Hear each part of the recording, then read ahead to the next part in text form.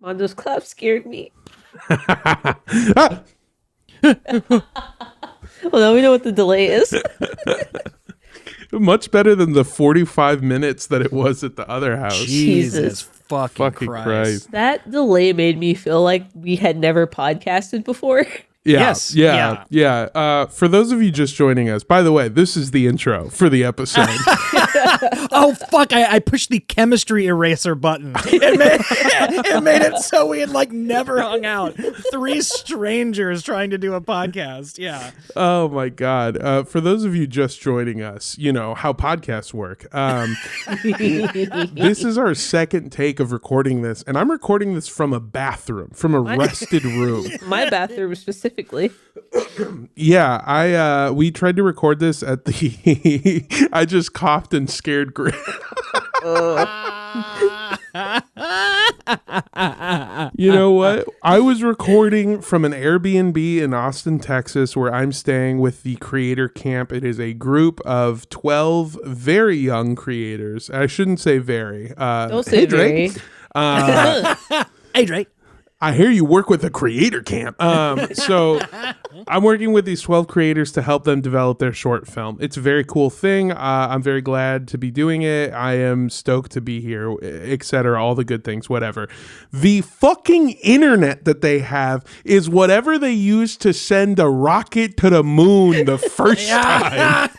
Which you think a house full of content creators would want to have like gigabit internet or like Yeah. Austin's a Google Fiber city. How is that place not fibered up? No, I think the joke that we made was that we did a internet speed test and it was actually flying the megabytes by pigeon to Andrew and Griff. Yeah.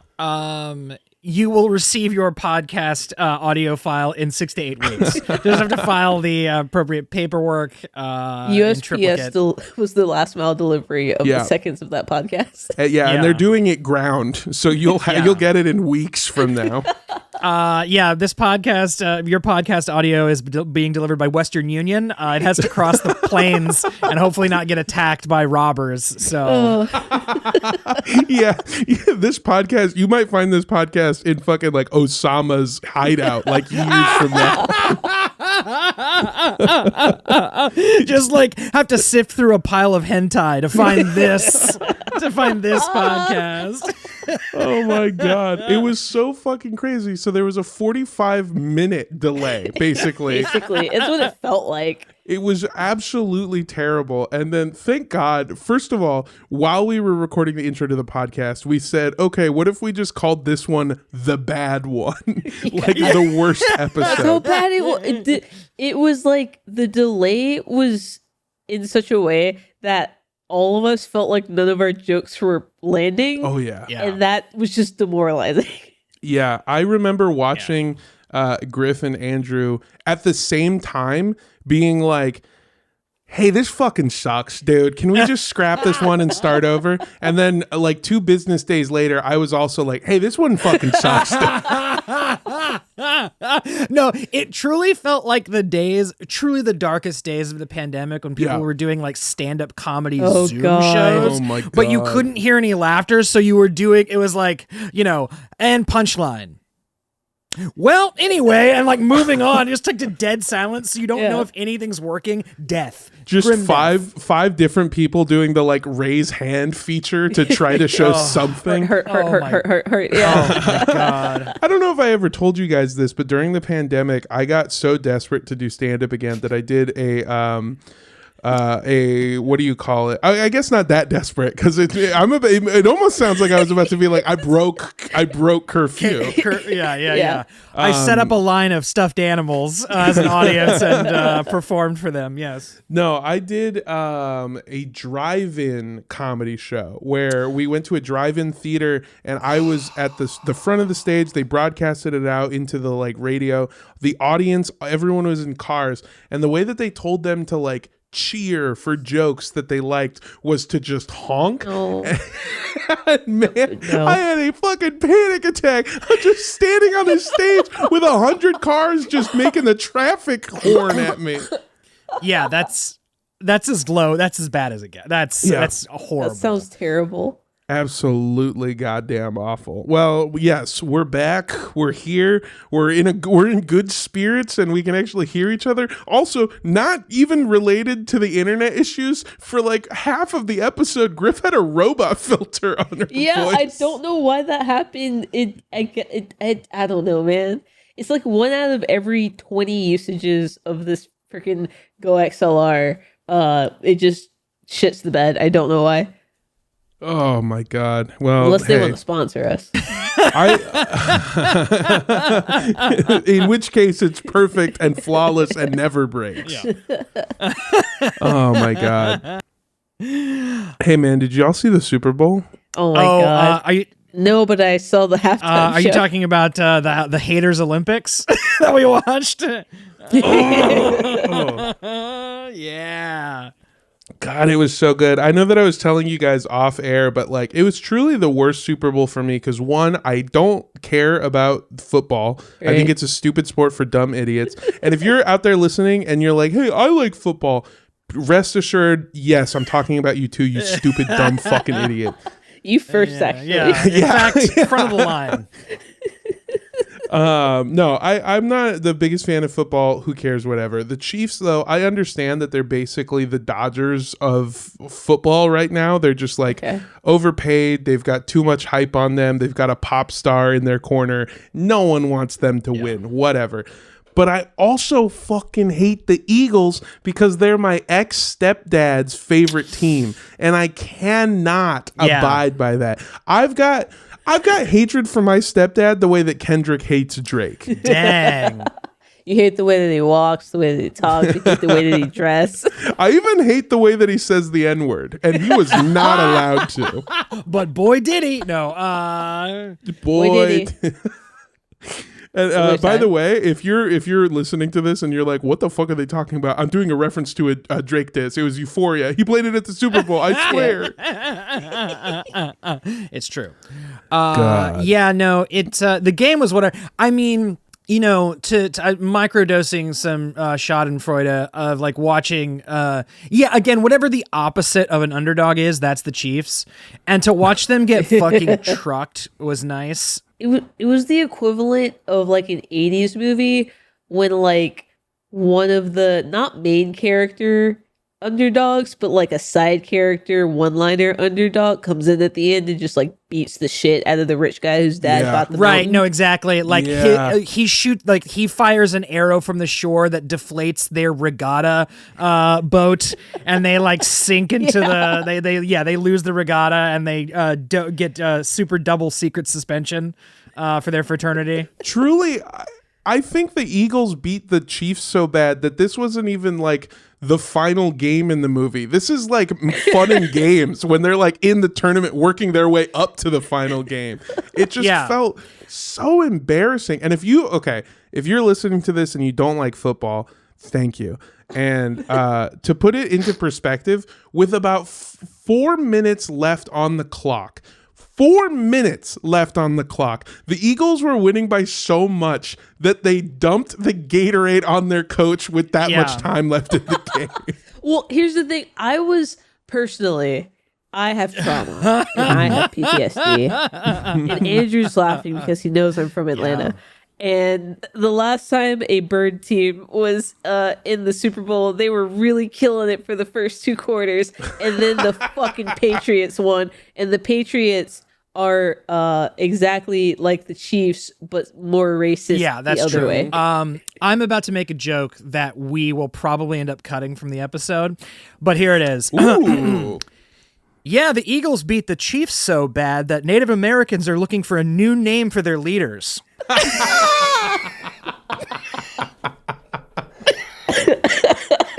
Folks. Jesus Christ. I haven't seen an eagle land this hard since I knew where to found Mexico. Now that's a deep cut flag reference.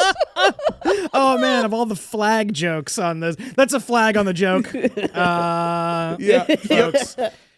Oh man, it's that was I would go to college for upwards of how long does it take to get a master's degree or doctorate? What, like 10 years? I think like 10 14 years, depending on what you're getting Yeah. a doctorate in. I would go back to college and get a doctorate's degree in linguistics so that I could properly come up with a new word to describe what happened to Drake at the Super Bowl.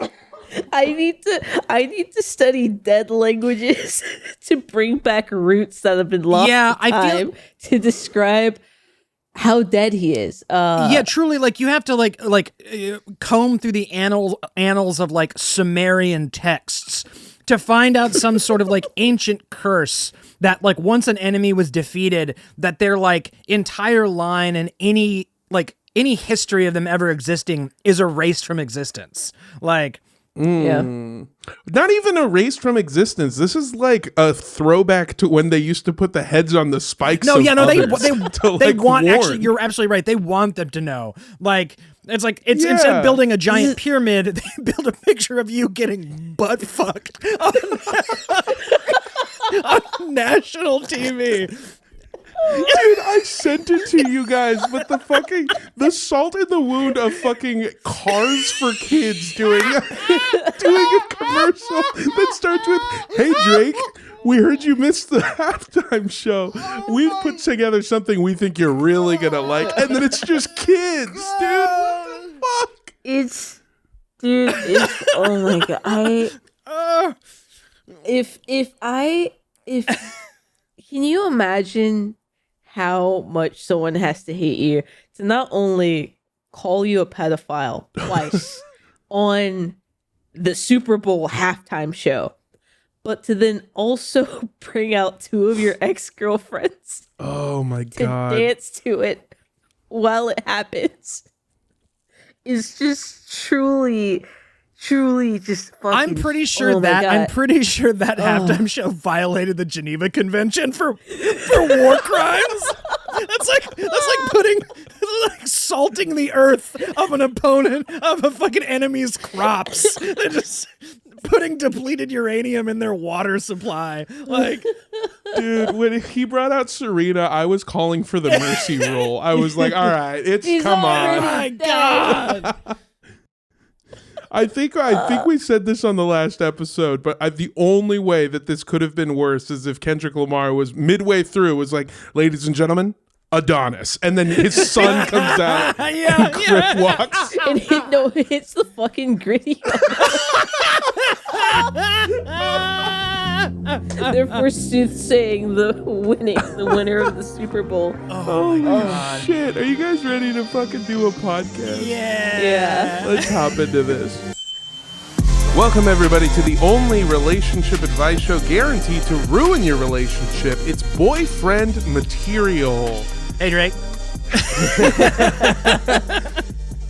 Hey Drake. Yes, everybody, I am your lovely, wonderful Valentine Armando Torres, and joining me as always we have Your wonderful, cuddly, huggable, squeezable, allergic to some kinds of chocolate, Andrew Rosas. And I am the Russell Stover's mixed chocolate thingy, but like not the nice one, the one that they sell at the dollar store that has like clip art on it. Oh Ooh. yeah. I'm the Russell Stover's a box of chocolates with no map. So you have to figure it out. You're just freestyling the whole way. Is no map worse than map on the bottom? No map is the worst outcome. When Andrew and I were in Portland, somebody got us a box of C's chocolate with no map. And it was basically just like picking up a chocolate, being so fucking excited, taking one bite, and then being massively disappointed. Yep. Because no matter what it is, you're going to be disappointed unless it's caramel and pecans. Unless it's caramel and pecan. I'm telling you, has anything resembled the choosing the Holy Grail at the end of fucking Indiana Jones more than going for those chocolates? Because you go for you reach for the really pretty ornate one, and then you bite in, and it's like coconut toffee, and I want to kill myself. Yeah, or it's just like what's the one that's just like crumbles? I don't know. What is that? It's like what they put in Butterfingers, but like none of the other good stuff in Butterfingers. Yeah, no, it really feels like it's the also ran. We just need one more candy to fill out this box ass chocolate. Why do they do this where like it's not just with C's candy or like the fancy chocolates. They do it with Valentine's Day, like big packs of chocolate, and also for Halloween too. There's always like 4 of the chocolates that I really fucking love, the ones that I came to see, and then like 16 of the worst fucking candy ever made to pad it out. Why do they do that? No one wants it. I call it the wholesale effect. Okay. My family has shopped at wholesale stores my entire life, like your Costco's, like your Sam's, and every like thing that you buy there that's like a variety pack is 2/3 banging and 1/3 you're never gonna consume it, to the point where you're like, is this even a good deal anymore? For instance, the current Waterloo variety pack at Costco Let's go. is peach Waterloo, which fucks. Okay. It is the blackberry lemonade. Fucks. Mondo's drinking it right now. Fucks. And then cherry limeade. Terrible. Garbage. Who wants that? Like, it's same thing. They'll have one. They had another one. It was like a bunch of cool, delicious, like fruity drinks, and then like Starry. And I'm just like, why are we doing this? This is no longer a good value. No, the variety, I completely agree. I contend that variety packs are entirely designed to get rid of surplus stock of places' worst flavors. Yeah, Absolutely. but I mean, here's the thing with part of it, right? Like, okay, with the Waterloos, that makes sense. And with some variety packs, I completely understand. But with like the variety packs of chips or chocolates, they still have to make them in smaller sizes. They made them that way. Yes, that's true. Yes. Yeah. There's only so many Ruffles I can eat before I want to die. You know what I mean? Like, it's like the box is like Lay's Classic, Lay's Barbecue, Cheetos, things I want. And then they'll just throw in like spiral barbecue Fritos. And I'm like, why did you do that? Hey, do you mind if salt and vinegar Funyuns comes along?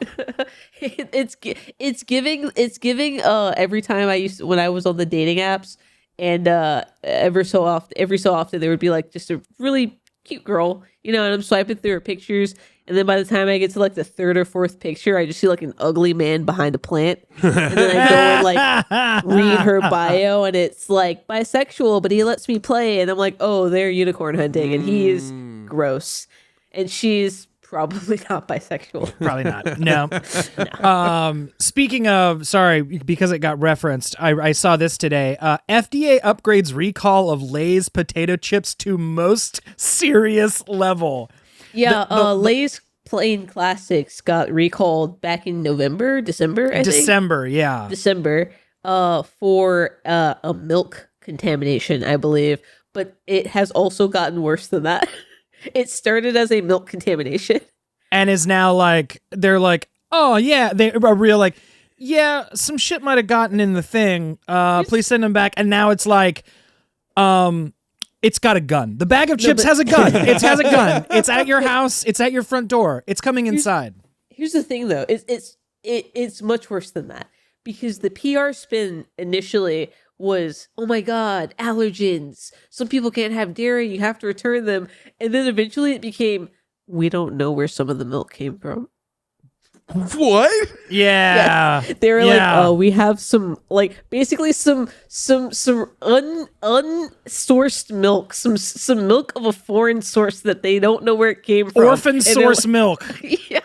And they're just like, yeah, we got some rando milk in the batch. Folks, we hate to say it, but there was a fridge where we got milk from for this batch of Lay's, and it turns out that Monica from accounting has been forced to pump, and she's been storing them in there, and we got the titty milk Lay's. I'm so sorry. I'm sorry. You know what? I don't want to apologize for any conglomerate or corporation, but I do kind of like that they are handling this the way that I handle every problem I ever have. Completely downplaying how bad it is, and then in the 11th hour just going, I'm gonna fucking die. I need help, please. Please, please, please. I'm underwater here. They're coming, they're gonna break my legs. Oh my God. It's February. Those chips are so gone. Can I tell you? Oh, wait, no. Can I tell you how I found out that information? How? While I was eating a bag of plain Lay's potato chips that I bought in December. Yes, I was at my girlfriend's house. She doesn't have a lot of snacks there. And I had a bag of potato chips that I had bought before we left to go on our like month-long journey across America. Oh, God. So I had bought them like in December, and I was literally poured them into a bowl, was eating them, sat down at my desk because I was like doing work. I opened up NPR, and literally in a small box on the bottom right-hand side of the screen in news and culture, it says Lay's recall. And I was like, oh, of what? Oh. Of the And then I finished the bowl. It's a picture of you eating the fucking chips. Oh God! Oh my God. I finished them. I didn't care. Yeah, I mean, in for a penny, in for a pound. It's like fucking. Fuck it. It's crazy that they didn't solve this before now, because basically if they didn't fix this problem, the Super Bowl is going to turn this into like an Akira event where we're all just going to Hope you like body horror. Oh yeah, Great. turns out the substance plain Lays. It makes you turn into a gross fucking globule monster. Yeah, exactly.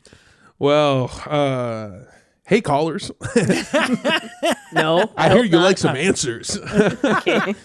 Thank you everybody for joining us today on this week of all weeks, basically our Christmas. It is Valentine's Day. Is it Valentine or Valentine's Day? I have no idea. Valentine's Day. Valentine's Day. Okay, cool. Happy Valentine's. Happy Valentino's Day. Yeah. We're here to give you the good, proper advice.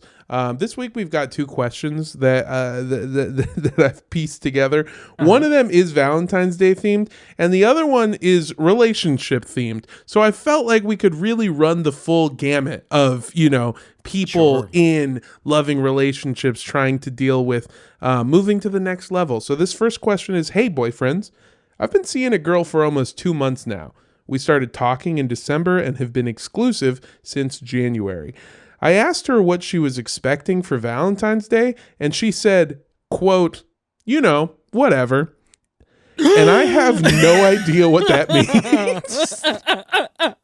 Am I just supposed to get her flowers? Should I plan a full date? What is the protocol for this far into a relationship? And again, for context, 2 months, almost 2 months. Almost 2 months.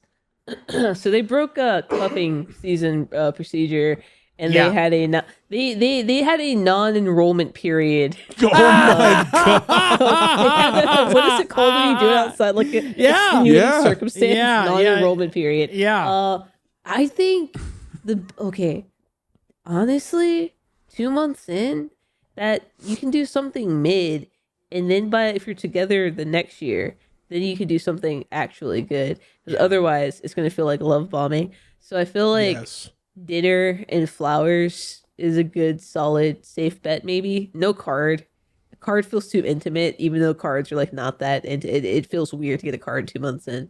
Yeah, I think you're right. A card is a little bit much for 2 months in. Because here's the thing: flowers are nice kind of anytime, and so like you're seeing them. Flowers, I think that's the move. I was gonna say either that or you still got a couple days. I would take some sort of like ice sculpting class and then carve their face with a chainsaw into a big block of ice. And then present that to them because it's still cold. It's still wintertime. Maybe not in Austin. It's probably like 90 degrees there. No, it's so cold today. Yeah, it's raining outside. Oh, It's shit. Okay. It was 89 degrees on Sunday, and then on Monday it was 56 degrees. we're so cooked. So yeah, I would say maybe some sort of ice sculpture in their likeness, or carving the both of you like holding hands and then like writing forever on the bottom of it. That seems like a good 2 month gesture to me. I think you say you love her. Yeah, I exactly. think you drop that on her 2 months into the relationship on Valentine's Day. Guys, I think I need to redact my answer. Really? Okay. I gave it. That was a bad answer. Okay. That wasn't you. That was the Lay's.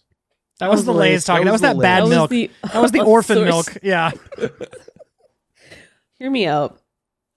Why not set yourself up for success? Why not make a Valentine's Day so big and memorable that it gets you out of everything for the next 18 months? Ooh. Because you would no longer be in a relationship because it scares them away. So it really gets you out of everything. No, you just you could do like something. Is this love bombing? You could do something like really big and memorable, and then it's like, when March comes, it's like, oh my god, remember we did for Valentine's Day, and then like April comes, it's like, oh my god, Valentine's Day, and then like May, June, July, and it's like, oh, he forgot my birthday, but like Valentine's Day was so special. Yeah, you know how you just try to hit your quota of nice gestures at the beginning of the year, so you don't have to do it. Yeah, like a billionaire, you're done with all your quotas by the before the clock strikes midnight. Yeah, I like to get it all in Q1. I got all my tax credits. I'm fine. Yeah. First of all, I would say that love bombing, as an expert in cults, generally refers to the over loving somebody, like doing it way too much and then immediately pulling back so that you can force them to do that.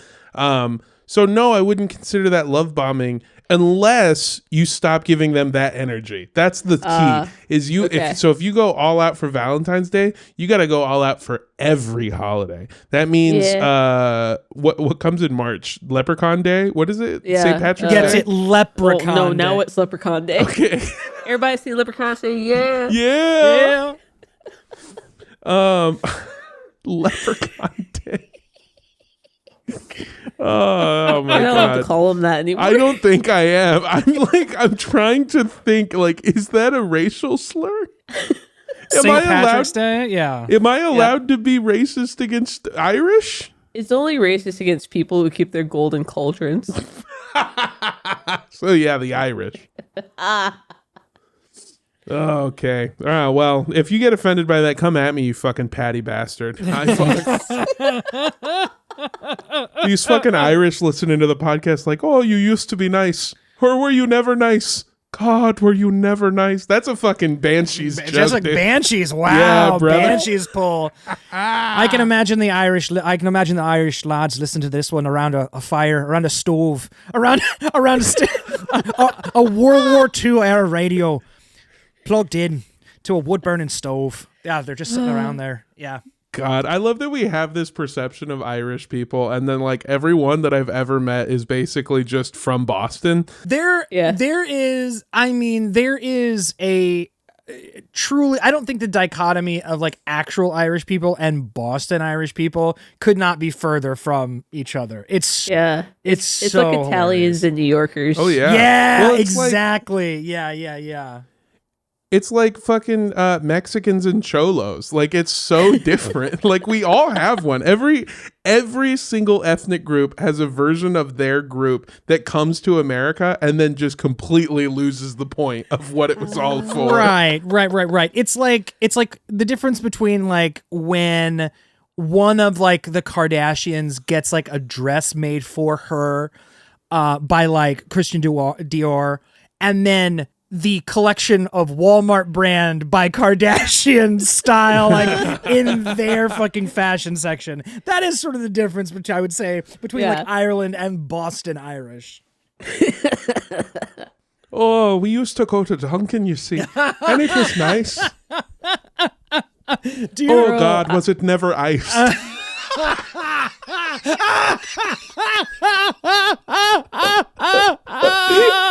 That was a great joke. That was a great joke. That's for it's for us and three other guys.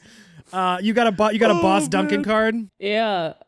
These are from Boston. These are legal tender. I can exchange these in any facility, not just in Dunkin'. No. Those will Boston. get you out of a speeding ticket. You get pulled over by a Boston cop. You like hand that to them, and they're like, "All right, get out of here." You know what? Pivoting from this Boston Dunkin' thing, maybe you just do a series of nice things for your partner. Maybe you like get them their favorite coffee order and like a nice breakfast, and you bring it over to them and you drive them to work if you're able. Obviously, of course, that's assuming that you're like us, unemployed scumbags who basically are in beck and call for a woman all day. All I did today was get my girlfriend coffee and bagels. You kidding me? Yeah, see? But maybe it's something as simple as that. Maybe it's even if you can't hand deliver it, maybe it's like sending it to their office or something. Now, huge caveat, I'm going to be honest with you, this part's not a bit. Do ask if that is like, hey, can I send you something at work, or is that like a weird thing maybe? Say, hey, do you want to stunt on your coworkers, or is it not that kind of place? Yes. Yeah. Oh, man. Do you want to feel better than that's like the bitch in high school who would always have like the balloon tied to her backpack that her shitty boyfriend got her. That her shitty boyfriend who absolutely fingered her best friend the weekend before. Yes. She would have like the huge teddy bear. She'd put it in the nerd seat. He can't sit down. Now he's scribbling in a notebook really fast. You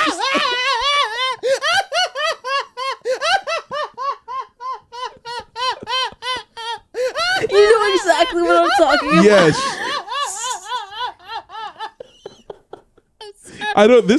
The funniest shit on earth is scribbling in a notebook really fast. Is so my God. Look, the manifesto will write itself, okay? Oh my God. This might be too geographical, but as an angry best friend, just hatefully shoves Takis into her mouth. Yes. No, that's everlasting. Listen, is it regional? Yes. In the South, it's hot fries. In the North, it's hot Cheetos, and on the West Coast, it's Takis. Yes, oh my fucking God! Just the teacher pushing the silent alarm button under his desk when he sees that nerdy kid riding really fast. Oh my God! Guys, you hear about Jeremy? That's a Pearl Jam he spoke in joke. class today. Yeah. Oh my God. Oh my God. I don't even remember what the context for this was too. This might get cut out of this podcast, but I remember on the now since deleted episode that we said the phrase I'm pulling up on the ops house in the fucking blimp. I don't remember why. I in the opening, I said I was Candy Hearts instead of whatever I said this episode. Yes, and then I made the joke about Candy Hearts originally like hurting a lot of people because the Carnegies and the Rockefellers dropped them from blimps on the hoi polloi and the poor. And then that's so you talked about getting getting a drive-by from a blimp. Yeah. I'm pulling up to the ops house on a Zeppelin. You can fully cut that. That's so dumb. Now, Griff, you are fully tapping into something here because there is truly no better thing to watch happen than a coworker who's 2 months into a relationship getting delivery, like Valentine's Day delivery to the office that makes like full-on married women jealous. You know what I mean? Like watching somebody who's been married for 10 years get jealous of a teenager who's been in a relationship for 2 months. There's nothing better than that. It's so good. It's that's the best meal I've had in weeks. Yeah. It's oh man, she's gonna get asked to stay after to hit some important deadlines for sure. Yeah. the retribution will be coming in the next week. Absolutely. So yeah, hit him with that. Hit him with the old. Man, the way he said it. You want to stunt on your coworkers today? That's so good. That really is. Yeah. This might be too advanced of a move, but we were talking about Dunkin' specialty Valentine's Day donuts for the office. Ooh. Or like cookies or like whatever. Getting on everyone's good side. Uh-huh. Ooh. Now see, that's awesome, because speaking of, buying yourself goodwill, you are going to make it so that when she inevitably dumps you, everyone's going to be mad about it. Yes. Oh, you dumped that guy. You dumped Steven? The guy who got us all donuts for Valentine's Day, not just you, all donuts. You know what? I should really hit him up on Instagram. Boom. Your next relationship is locked in. My husband didn't even get me anything on Valentine's Day. Steven's donut was a beacon of shining light for me on Valentine's Day. I cannot fucking believe you broke up with Donut Dan. I loved that man so much. Yeah. He made this office a better place. Also, this is a step too far. But maybe run interference. Maybe get something for the whole office and then stand outside the office and just like block all the other deliveries from coming in from the other husbands. Very funny. Oh no, yeah, you act like you're fucking like reception. You act like you're like reception and be like, okay, I'll deliver those up. Yeah, they have to go through here. We have to like, there's protocol. So yeah, and then you fucking Thriller turn to the camera as you put it in the back of your car. Please, you Kendrick turn to the camera. Yeah, and that's what. Yeah, it's his now. Yeah. Okay. Also, here's stepping it up. You collect all the gifts and everything there at reception. And in your pocket, you have a fucking stack of cards with "from you" on it. So you can rip them out of all of their gifts, put your name "from" in all of them, and you have just co-opted everyone's gifts, and a tidal wave of booty rolls in from you, and you look like a fucking hero. All right. I know a psycho, but I know I said the last one was a step too far. This one actually might be taking it even farther. Why don't you get worse gifts and send them from other people's husbands?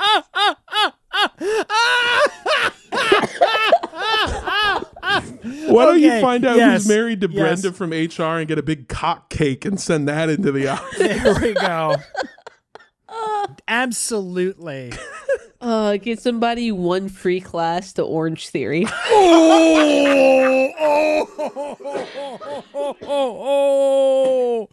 Oh man, you're getting you send them that, you're getting served the next day. Oh my god. God. I don't know if you could hear it through your headphones. I died just now. I heard it. Yeah, no. I also heard the chair roll. Mondo's soul left his body. That fucking took me out. That's worse than getting them a vacuum. Do you understand? No, 100%. Yeah. One free class to Orange. Yeah, a vacuum's too expensive. Too much of an investment. Mm-hmm. One free class to Orange Theory is the most devastating gift you could give someone. So for many reasons. One, Orange Theory, it's a class. There's other people there. Two, it is led by someone you cannot do what you want to do. Even if you wanted to go there and just like work out, you can't. You get yelled at. Three, it's public humiliation. They have a sweat counter in the big 86-inch screen TV that tells you where you are in correlation to everyone else with you as you earn calorie burning points or whatever. I hate Orange Theory. Yep. Yeah, my partner goes to Orange Theory and comes back and tells me war stories, and I like every time they do, I think to myself like, why do you fucking do this? Orange Theory's the worst. It just sounds awful. I will say it is like it's like a pastime for white women. Like Sure. they love that shit. Mm-hmm.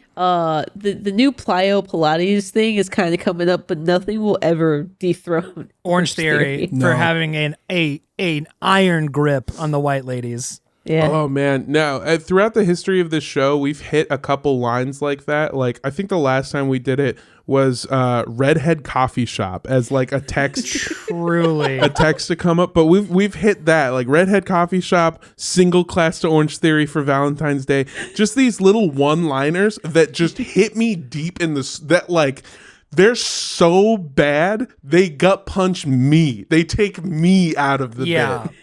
Just something that, I mean, the like dim mock death touch, Yes. like 2 fingers right to the solar plexus, hit you so squarely, because that is, again, nothing could be more sort of laser accurate and say so much in so little with so few words. Yeah, it's like built into the DNA. Like the equivalent is thousands of years ago seeing a fucking tablet show up from Ooga Big Doogas, or like in the cave, you know? Yeah.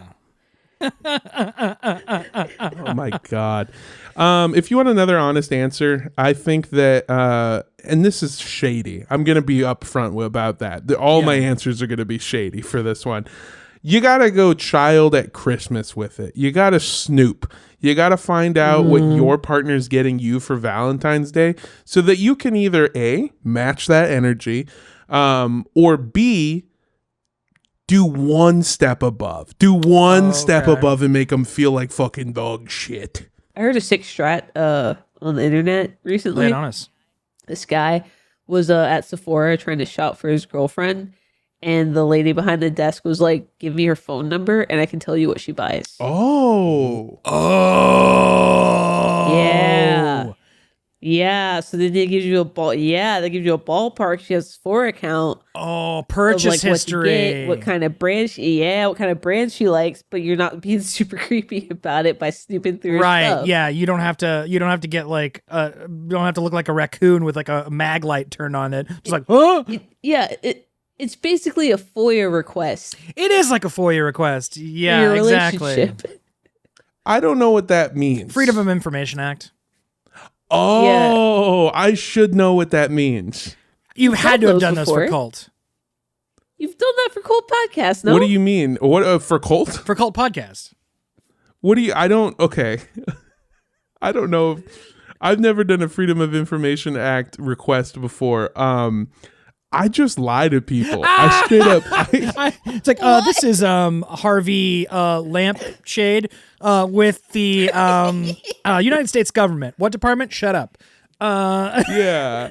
I look around the room at different objects and I go, "This is Kaiser Soze," and then you completely blow it. You're looking in a mirror. This is Andrew Rose. Fuck.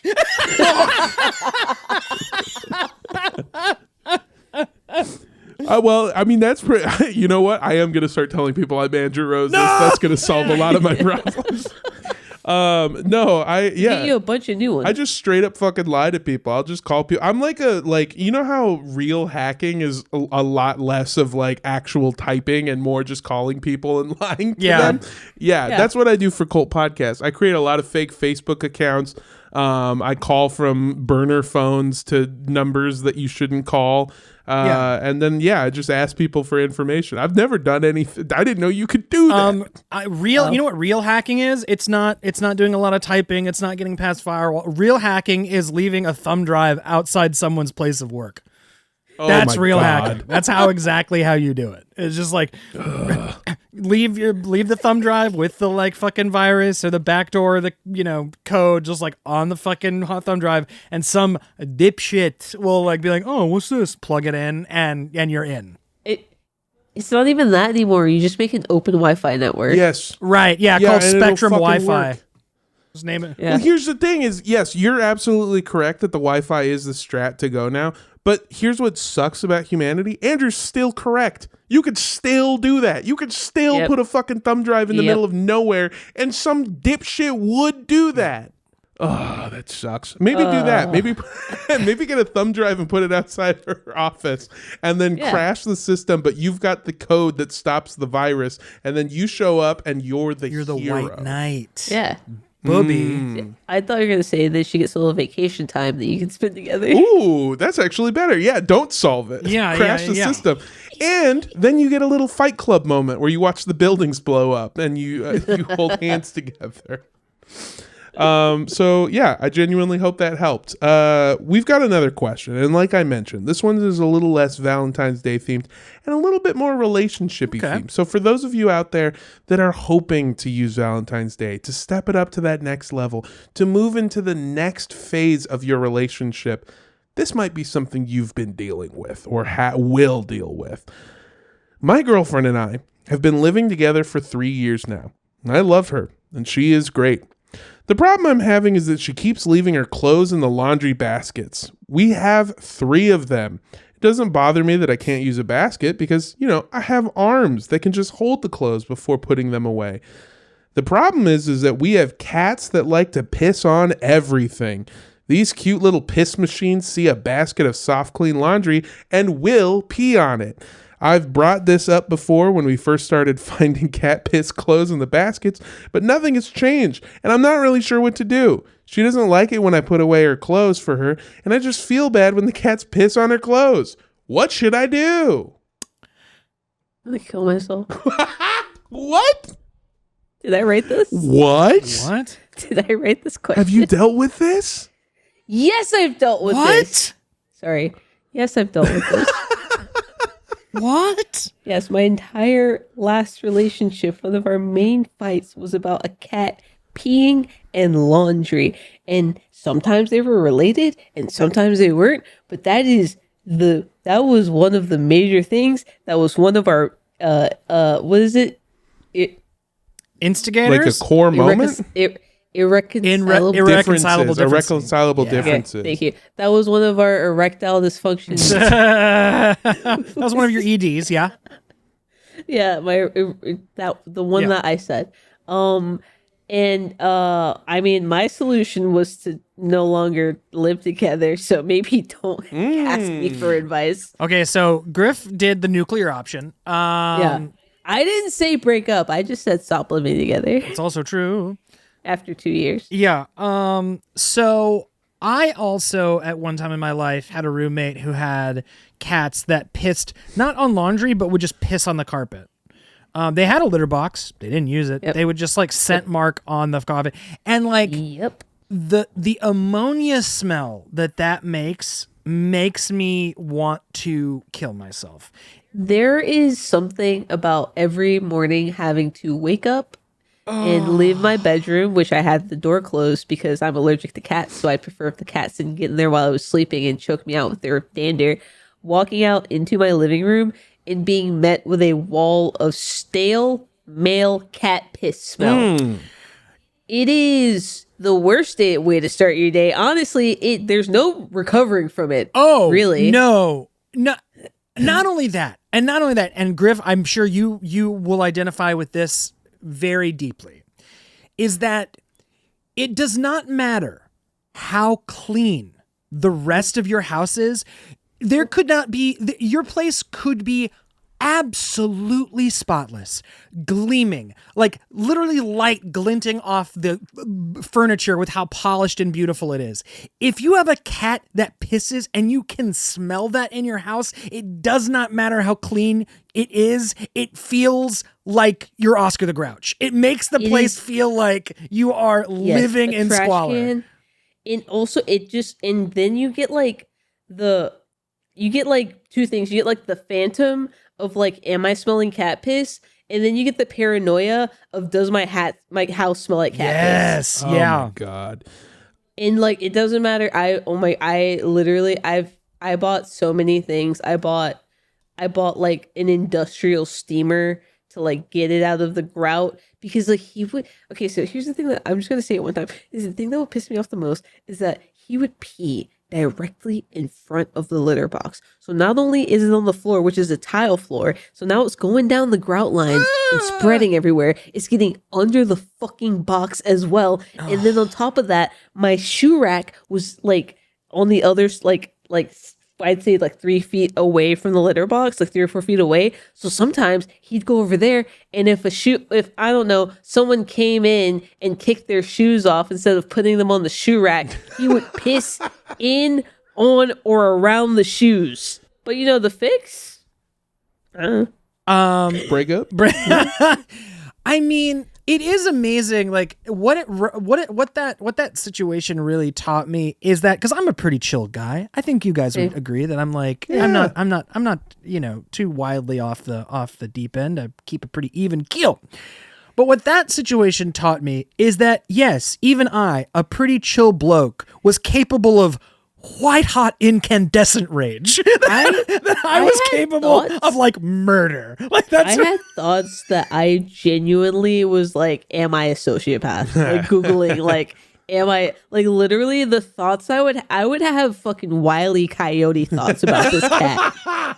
Okay, like, you were looking up Acme products. My thoughts about this cat were sponsored by Acme. Okay, like I was like literally, I was coming up with Rube Goldberg's in my head. You were to stop this cat. You had suggested people also liked Anvil in your fucking Amazon. I remember there was one time her cat got out, and I went out to the yard because I'm very good at finding cats when they escape. And I looked in the one place I knew he would be because he's too fat to get over the fence. Of course. Okay. Yeah. But we had like a gap in the fence, but he's too dumb to go through it. So I was like, By the way, this is Donald Trump talking about me trying to sneak back into America.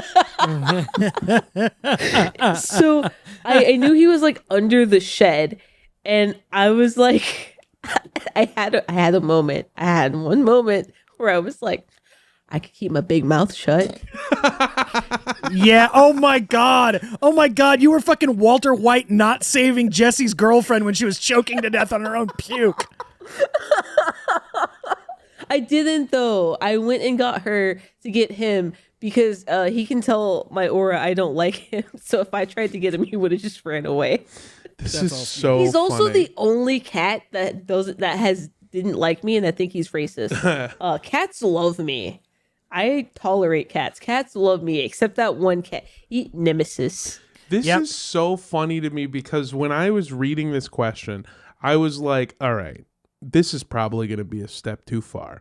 But I think that I'm going to try to suggest maybe you let the cats die. And that'll be like a funny little joke. And then you willingly were like, yeah, dude, fucking let them die. Yeah, no. It's yes. No, don't do that, but yes. But no, that's not it. What you got it, don't do that. But no. Basically what you need to do now is be the weird nerd kid scribbling in a journal really fast about this cat. Again, I just incomprehensible. Like, I have never in my life felt this way about another living being than, again, 2 years of waking up every single day, no matter what you do, no matter what litter you change to, no matter how many times you scoop the box, no matter like where you put the box, no matter how many pee pads you put under the box, just waking up and there's just piss on your floor. And I can't imagine how much worse it is on clothes. Hear me out. What if you, instead of doing her laundry, what if every time the cat's peed on it, you just like got rid of it? And then it becomes a financial issue that she can't avoid. New clothes, because they keep getting pissed on, and you go, well, I would never want a pissed on shirt before, so no. I would throw this away. Yeah, it's garbage. It's been pissed on. I also, like, I hate to say this, and I understand that this person is not having this problem, the problem where like their stuff is getting pissed on, or at least it's not a super common problem. We all know this. All three of us have this problem. We all love clothing, and we have a lot of stuff in our life is not very expensive. All three of us have real shit ass, barely holding together cars. All of our cars are held together by duct tape. All three of us have had a car where we've started it and have said the phrase, and I quote, "Come on, come on, come on, come on, come on." Oh, another day. But we all have expensive clothing. It's the one thing that we all care about. And it's our vice. If I had my fucking holy grail like wool pants and a cat pissed on them, I would never forgive the cat, and by extension you. I lost a pair of shoes that they that they made one time and never made anymore. I lost it to cat piss because it wasn't that he just pissed in them. It was that he pissed in them and they were like in a place where I couldn't see them. So then I came back to them and it was stale piss. And you can't, there is no amount of washing. No. You can't pressure wash that. It bonds to the material on a level. It is now, the piss smell is now part of the material. It's impossible. Yeah. Like, yes. In the same way, like, you know, the law of conservation of energy, like, you know, it can't be created nor destroyed. It just passes to different forms. Yeah, that can no longer be separated from them. It is now part of the energy of the atomic structure of those shoes. It will never be removed. You will smell it till you will smell it to the heat death of the universe. Here's the thing, and I know, Griff, I know you know what I mean. Am I going to break up with you because your cat pisses on my clothing? Maybe not the first time.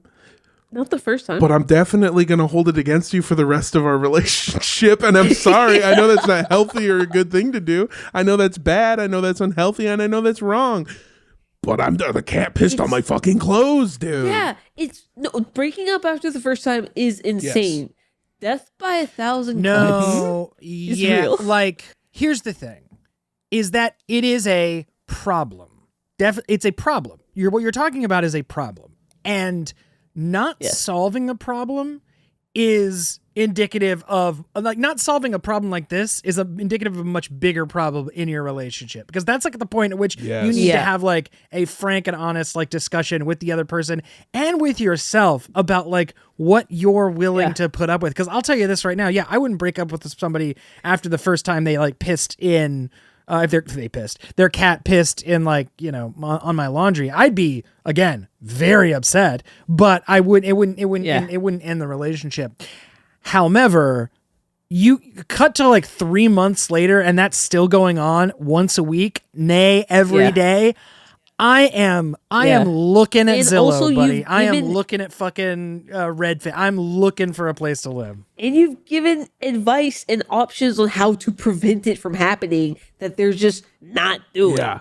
And also because use the baskets, man. When put them away. When Andrew says he's looking at Zillow, he doesn't mean to move out. He means second family 50s dad style. That's correct. Yeah. I'm looking for a house to go throw that cat on the other side of the fence of. I was like, guess what? It's yours now. Yeah, I'm getting that tracker removed. Yeah. I'm changing. I'm getting it scanned. I'm going to the website. I'm updating it. I'm putting it. This cat belongs to Seymour Butts at 69 420 Street, and I'm throwing him over someone else's fence. There you go. But no, here's the real thing. I'm gonna give real advice because I've been triggered and I've been ranting too much. Because this was 2 years of my life, literally this question. Oof. But, you know, on a molecular in my grout scale.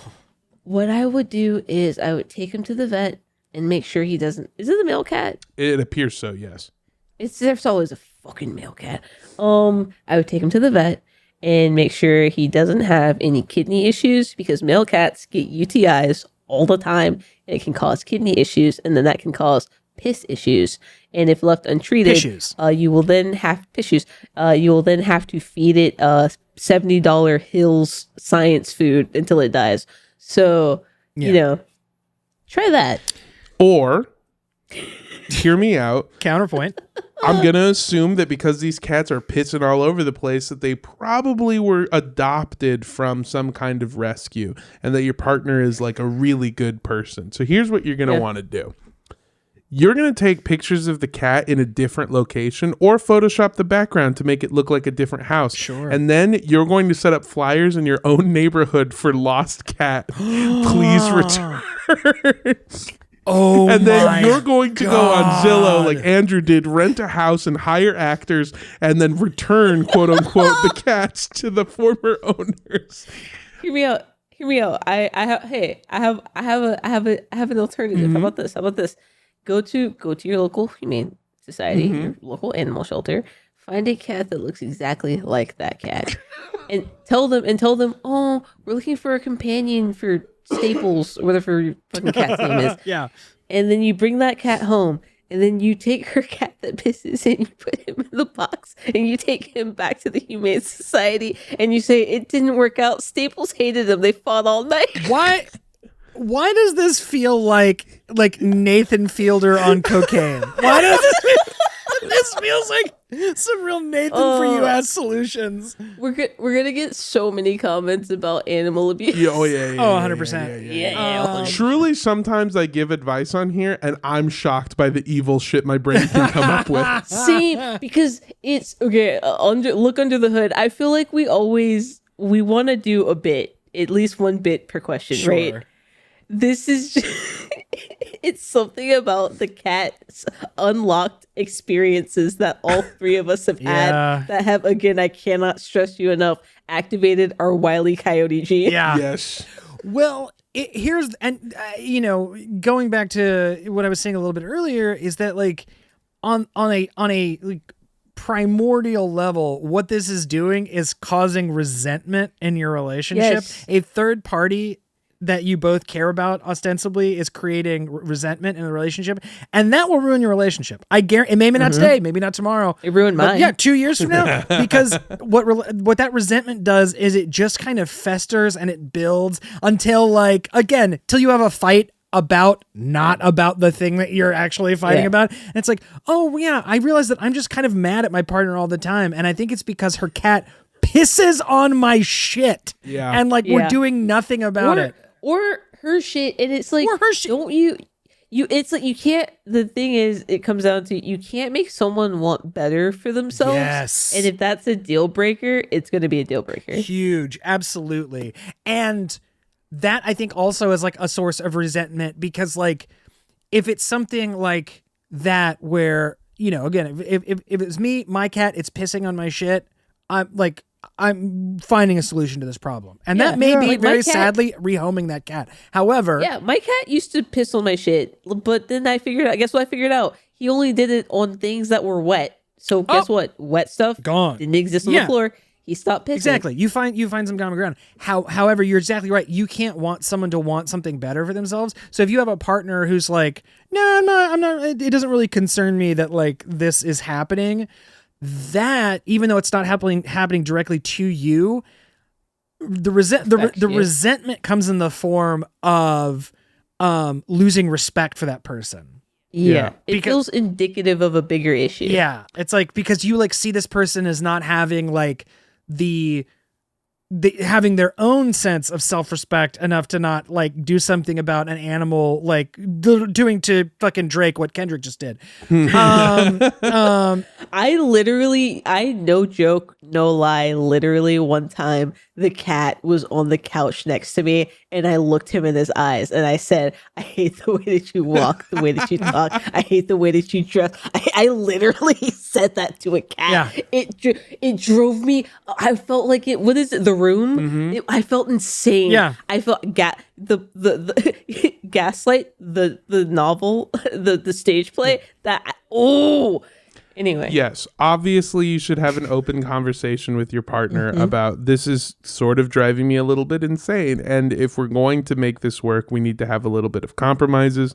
We should go make sure that the cat is healthy. Yes. And then we should see why this is happening, and also maybe it can just be as simple as when you put the stuff in the fucking basket, you put that in another room and close the door. It can close the It could be that simple. It can be that easy. And if you don't do any of those things, go to Zillow and search by coyote proximity, and that's going to solve it. There you go. Exactly. Precisely. Thank you so much for joining us, folks. This has been Acme Hour. We really appreciate the support. That's all, folks. Yeah.